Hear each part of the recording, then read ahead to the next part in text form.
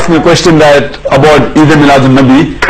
آپ دیکھیں گے کہ ہمارے مسلم معاشروں میں جتنے ہیں خصوصاً انڈیا، پاکستان اور ممالک میں کہ ایک عید میلاد النبی منایا جاتا ہے، وہ birthday of the profit.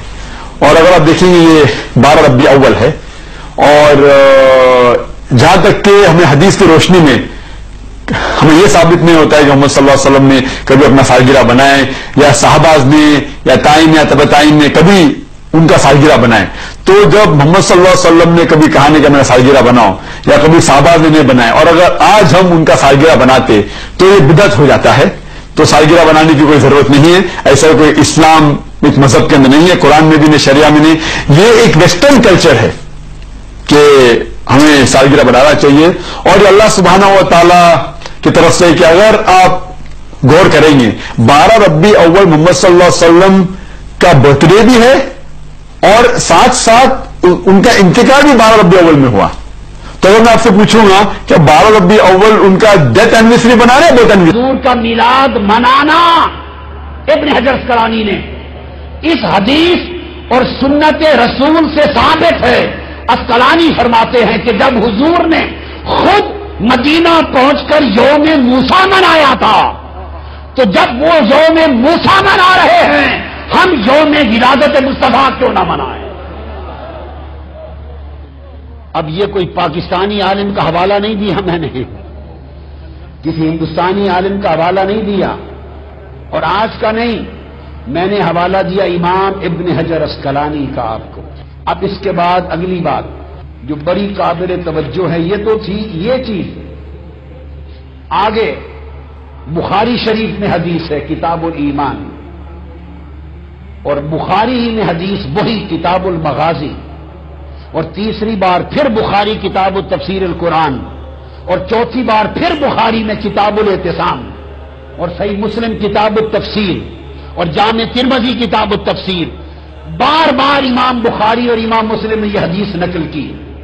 ایک یہودی نے کیا ایک یہودی نے حضرت عمر فاروق سے پوچھا رضی اللہ تعالی عنہ، سیدنا فاروق اعظم سے پوچھا کہ اے عمر، کہ آپ کے قرآن میں ایک آیت ایسی ہے، ایک آیت اگر وہ ہماری تورات میں اترتی، ہماری تورات میں اترتی، تو ہم اس دن کو یوم عید کے طور پہ مناتے.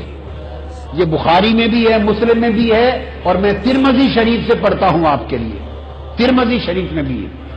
فرمایا کہ ہم اس دن کو یوم عید کے طور پہ مناتے اگر وہ ہماری تورات میں اترتی، حضرت عمر فاروق سے. اور دوسری حدیث ترمذی میں یہ بات حضرت عبداللہ ابن عباس سے کہی، ایک آیت ایسی ہے اگر ہماری کتاب تورات میں اترتی تو ہم اسے یوم عید مناتے، تم تو نہیں مناتے. حضرت عمر فاروق نے، اور دوسری روایت میں حضرت نے عبداللہ ابن عباس نے پوچھا بتاؤ بھائی وہ کون سی آیت ہے اگر تمہاری تورات میں اترتی تو تم عید کے طور پہ مناتے؟ تو یہودی نے جواب دیا وہ آیت ہے الیوم اکملت لکم دینکم واتممت علیکم نعمتی ورضیت لکم الاسلام دینا. یہ جو تکمیل دین کی آیت ہے کہ آج کے دن میں نے تمہارا دین مکمل کر دیا. یہودی کہتا ہے عبداللہ ابن عباس اور اے عمر اگر یہ آیت ہماری کتاب میں آتی اس دن خوشی سے ہم اس کو عید کا دن بناتے.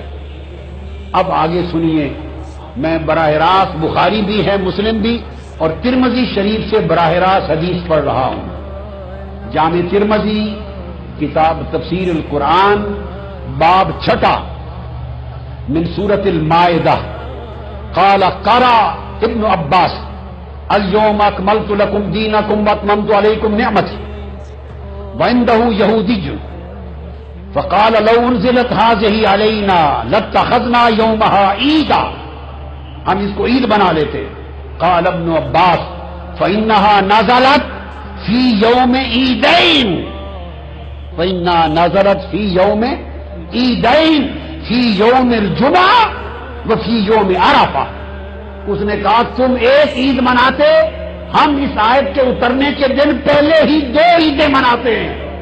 یہ آیت عرفات میں اتری تو یوم عرفات بھی ہماری عید ہے. یہ آیت جمعہ کے دن اتری، جمعہ کا دن بھی مسلمانوں کی عید ہے. تو لوگوں، بخاری، مسلم اور ترمذی شریف اور صحابہ کرام بتا رہے ہیں قرآن کی ایک آیت اترے. کیا بولیے؟ قرآن کی ایک آیت الیوم اکملت لکم، دین کس پر اترا؟ بولیے کس پر اترا؟ بولیے اللہ کی نعمت کس پر تمام کی گئی؟ ہمارے لیے دین اسلام کس کے صدقے سے منتخب کیا گیا؟ اور اس نبی پر ایک آیت اتری الیوم اکملت لکم دینکم. صحابہ کہتے ہیں خدا کی قسم اس ایک آیت کے زمین پر اترنے کا دن 2 عیدوں کا دن ہے، اور جس دن ساری آیتوں والا رسول آیا،